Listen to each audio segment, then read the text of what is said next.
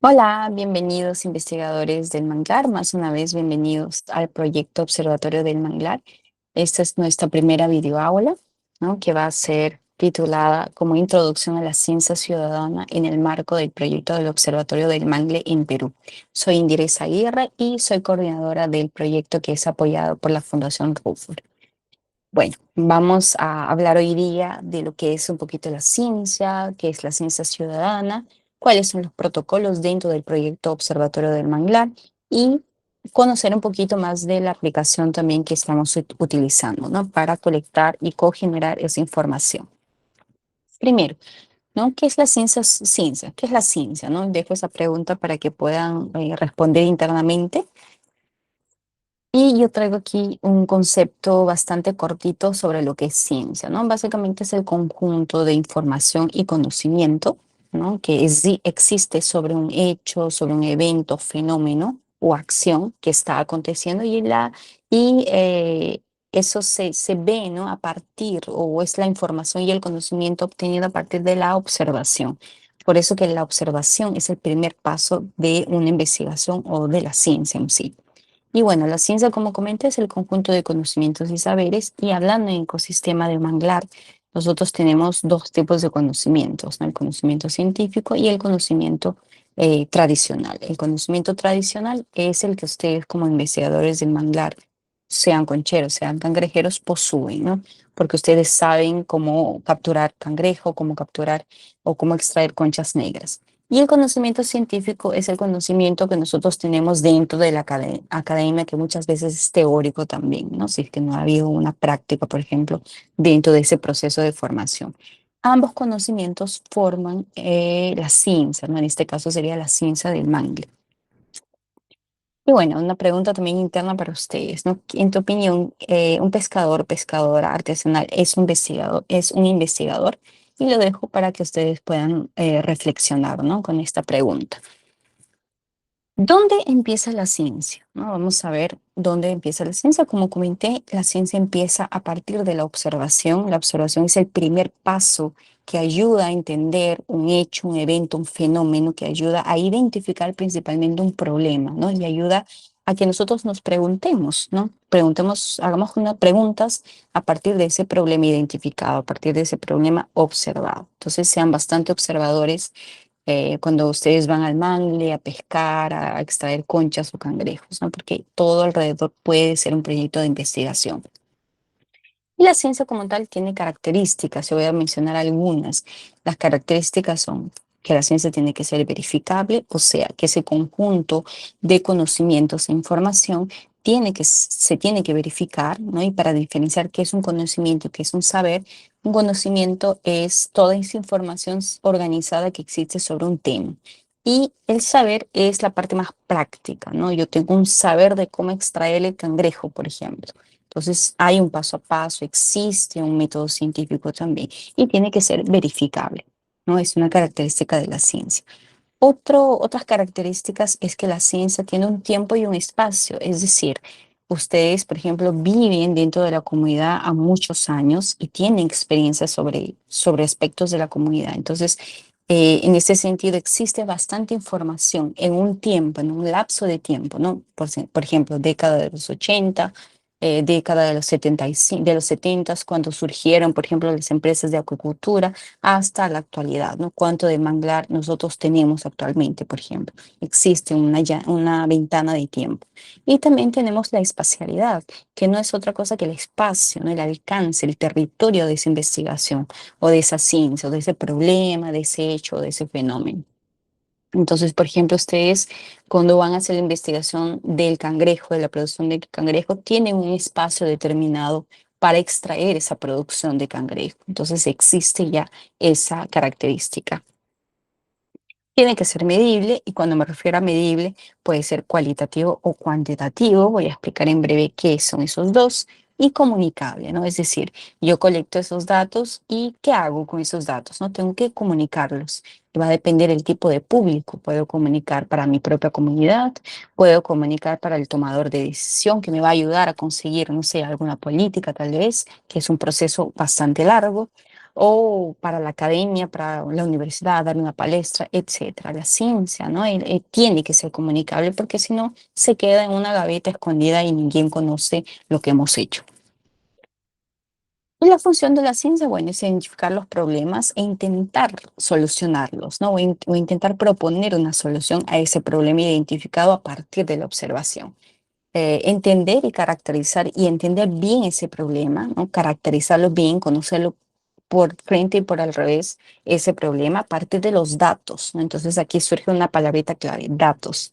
Generar información y conocimiento. Esos datos, información y conocimiento están intrínsecamente relacionados, ¿no? Uno depende del otro.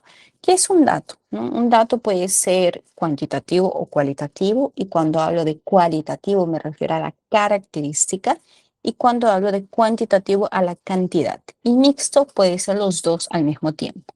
Un ejemplo claro, por ejemplo, puede ser un cangrejo, un Ursides occidentalis, que es el cangrejo del manglar, o las conchas negras. Si yo quiero generar datos a partir de ese cangrejo, voy a tener que describirlo, voy a tener que cualificarlo. Es decir, voy a decir de qué color es, ¿no? Cuántas patas tiene, voy a decir qué más, dónde vive, en qué lugar yo lo extraje, por ejemplo, y la concha negra igual, ¿no? De qué color es este tipo de concha negra, qué tipo de concha negra es, etcétera. Voy a cualificarlo, ¿no? Caracterizarlo. Y un dato cuantitativo sería el tamaño de la carapaza, el ancho, cuántas patas tiene, ¿qué más? El tamaño de una hembra y de un macho, igualito la concha negra, ¿no? ¿Qué tamaño tiene la concha negra? Entonces voy a generar esos datos. Y la generación de esos datos no es otra cosa que información, ¿no? La información es el conjunto de datos de un determinado tema. Entonces, yo teniendo esos datos, tanto del cangrejo, cualitativos y cuantitativos, y de las conchas negras, voy a tener una información de los recursos hidrobiológicos del manglar. Y esta información me genera conocimiento, ¿no? Porque el conocimiento, recuerden, es el conjunto de información que es generada a través de datos, ¿no? Entonces voy a tener ese tipo de conocimiento, y en este caso voy a tener un conocimiento sobre los recursos hidrobiológicos. Y como comenté, esos tres aspectos, esas tres palabras están muy conectadas, ¿no? Una depende de otro. Para que yo pueda generar conocimiento, necesito de información. Y para generar información, necesito de datos. Y esos datos los obtengo a través de la observación. Y yo te pregunto para que ustedes puedan reflexionar, ¿no? ¿Qué significa para ti ser investigador? Ahí yo los quiero escuchar después. Y esto tiene que ver con ciencia abierta, ¿no? ¿Qué es la ciencia abierta? No es otra cosa que un movimiento que existe donde los académicos, ¿no? Proponen, y las comunidades también, proponen que el acceso a la información sea libre, sea gratis, ¿no? Y sea accesible también. Existen muchos artículos científicos, por ejemplo, que están en inglés, que no podemos leerlo porque no es nuestra lengua. Entonces, la ciencia abierta exige, ¿no? Que esa información que fue sistematizada en un estudio, en una investigación, en un proyecto, sea accesible para quien hizo parte de la investigación y para el resto del público. Entonces, es un movimiento, ¿no? ¿Y cuál es la propuesta del Observatorio del Mangle? Justamente tiene que ver con esta ciencia y con esta ciencia abierta, ¿no? La idea es generar de forma participativa datos, sea de la productividad del cangrejo, de las conchas negras, de los impactos, de la salud de los pescadores, a través de una ciencia colaborativa, ¿no? O sea, colaborando ambos conocimientos, tanto el tradicional cuanto el científico para registrar, investigar, comunicar y monitorear esa información para que ustedes puedan proponer, ¿no? Sean protagonistas de propuestas, de estrategias de conservación, ¿no? Es decir, yo identifico un problema, genero datos y propongo una posible solución. No quiere decir que voy a solucionar el problema, porque qué tal es un problema muy difícil que escapa de nuestras manos. Yo voy a ayudar apenas proponiendo una solución. Esa es la idea esa es la propuesta, ¿no? Y el Observatorio del Manglar o del Mangle tiene la filosofía, ¿no? Tiene el espíritu de la ciencia ciudadana. ¿Qué es ciencia ciudadana? Traigo aquí un concepto, es un concepto de ese movimiento de ciencia abierta que comenté, donde dice, ¿no? La ciencia ciudadana se caracteriza por su capacidad de involucrar, a la ciudadanía, es decir, a cualquier persona, independientemente de su formación, de su nivel de escolaridad, de sus títulos, ¿no? Puede ser personas comunes en procesos científicos, ¿no? En colecta de datos, en organización de datos, ¿no? Para que pueda usarse con un objetivo en común. No sé, puede ser defensa del territorio, puede ser conocimiento propio de la productividad, puede ser, hay diversos tipos de participación también, ¿no? Donde el investigador comunitario, el investigador, el científico ciudadano va a tener esa participación, ¿no? Si solamente va a participar de forma pasiva, es decir, colectando los datos, o si va a participar de forma más activa, colectando y proponiendo, ¿no? Algún tipo de solución. Esa es la ciencia ciudadana. Y existen pasos para entender la ciencia también. Nosotros hemos producido varias guías que después voy a pasarles. Una de ellas tenemos, ¿no? Una guía de alfabetización científica donde menciona, ¿no? qué es la ciencia, todo lo que estamos viendo aquí, y también fuentes verdaderas de información, ¿no? Donde ustedes pueden consultar una información verdadera sobre algún tema específico o hasta leer un artículo en español, por ejemplo, ¿no? Sobre un tema. Y tenemos otros guías como la guía de Mangle con la que fue repasado para ustedes para instalar la aplicación, ¿no? Y bueno, ¿de dónde sacamos ideas de investigación? Recuerden que al inicio comenté que la investigación o la ciencia, ¿no? Comienza con la observación. Nosotros tenemos que observar un hecho, un fenómeno, un evento, para que podamos preguntarnos, ¿no? Y decir, yo identifiqué, no sé, eh, una empresa de acuicultura donde no debería estar, por ejemplo, dentro del santuario, dentro de una área protegida. Entonces yo voy a partir de una pregunta, ¿por qué esa empresa está ahí? Entonces voy a ir más a fondo, ¿cómo puedo colectar datos? ¿Qué métodos me pueden ayudar a entender ese problema, ¿no? Entonces, a partir de la observación es que podemos entender ese proceso de ciencia, ¿no? Y hacer una investigación. Por ejemplo, si ustedes ven esta foto, donde tenemos floresta o bosque de manglar, ¿no? Mangle rojo, podemos decir, ¿no?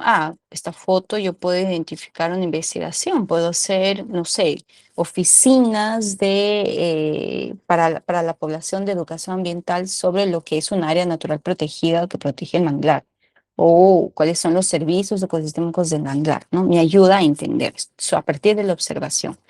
Este otro problema es una foto, son residuos sólidos dispuestos, ¿no? Colocados dentro de bosque de manglar. No es en Perú, es una foto aquí de Brasil. Y podemos identificar un problema claro, ¿no? Ahí está mucho más claro. Son residuos. ¿Qué es lo que puedo hacer con estos residuos? Voy a investigar cuáles son, voy a mapear las áreas de residuo, voy a tipificar el tipo de residuo que está siendo colocado, ¿no? Dentro del manglar. Y a partir de eso yo puedo proponer soluciones. Puedo hacer, no sé, una campaña de recolección de residuos, puedo hacer una serie de oficinas de concientización con la comunidad, por ejemplo. Entonces, a partir de la observación, cuán importante es la observación tener en este sentido. Y bueno, ¿qué es el Kobo Toolbox? ¿No? Es una herramienta, es una aplicación en realidad que nos ayuda a generar datos, consecuentemente a sistematizar la información y a generar conocimiento sobre el manglar. Dentro del Observatorio del Mangle hemos utilizado bastante porque es una aplicación gratuita y funciona, ¿no? La colecta de datos puedo hacerlo sin internet y el envío de datos sí tengo que tener internet, ¿no? Entonces es una aplicación bastante intuitiva, bastante fácil de utilizar. Apenas se descargan los protocolos y básicamente tiene los siguientes pasos, ¿no? Voy a generar los protocolos, voy a incluir los protocolos dentro del sistema, de ese sistema, por ejemplo, que nosotros utilizamos dentro del observatorio del Mangle. Tenemos muchos protocolos, cada uno abordando cada tipo de problemática, digamos así.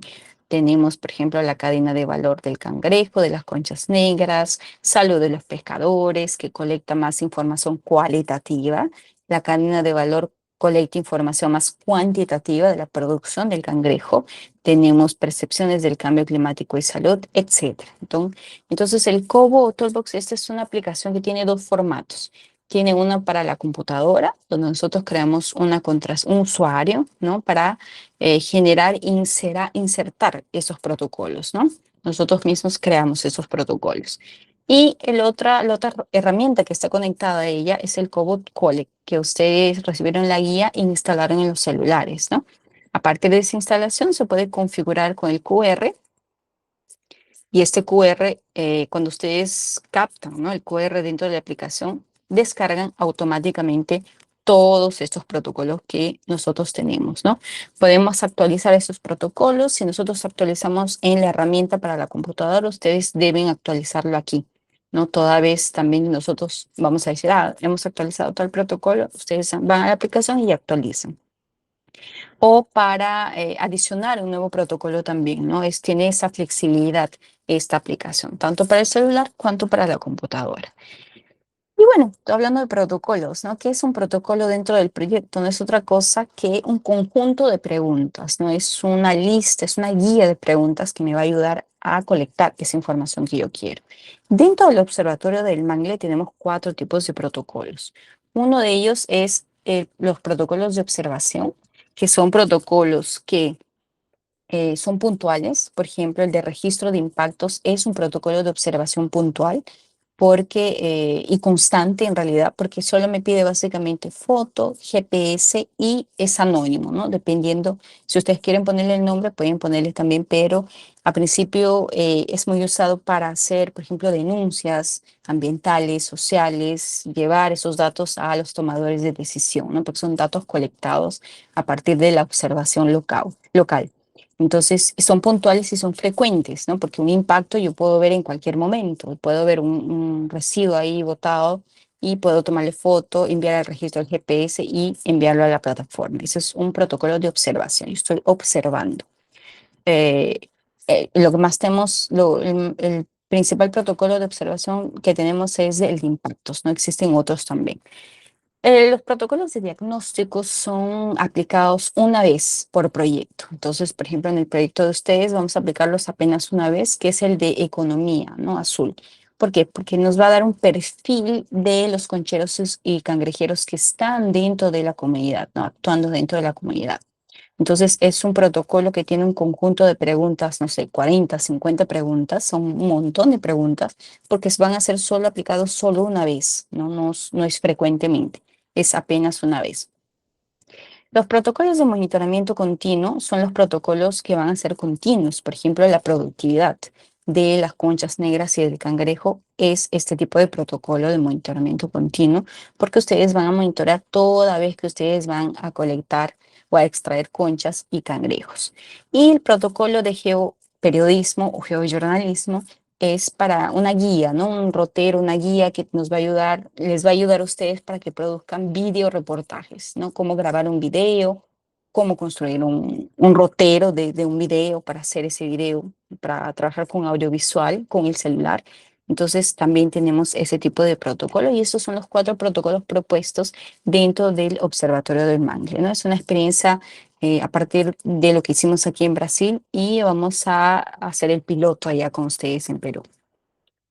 Y bueno, estos son ejemplos de los protocolos de monitoramiento continuo, que es la cadena de valor, y protocolo de observación, que es el de registre un impacto, ¿no? Que es algo constante. Voy a ser constante, pero cuando yo observe el impacto. Y voy a dejar algunas preguntas para que puedan reflexionar. Bueno, una específicamente, aparte de lo que significa para ustedes ser investigador, quiero que me digan también tres puntos positivos y tres puntos negativos de lo que significa ser investigador, ¿no? Quiero escucharlos también en ese sentido. Y recuerden la actividad mensual. Bueno, tenemos este mes para aplicar el monitoramiento continuo de la cadena de valor del cangrejo y las conchas negras, el de observación, que es un registro de impacto, ¿no? Y para que ustedes puedan hacer un perfil también de la productividad de la economía azul, responder cada uno cuál es el perfil. Queremos conocer quiénes son ustedes, ¿no? Que colectan esos dos recursos de gran importancia. Y bueno, esa ha sido nuestra primera videoaula. Hasta la próxima.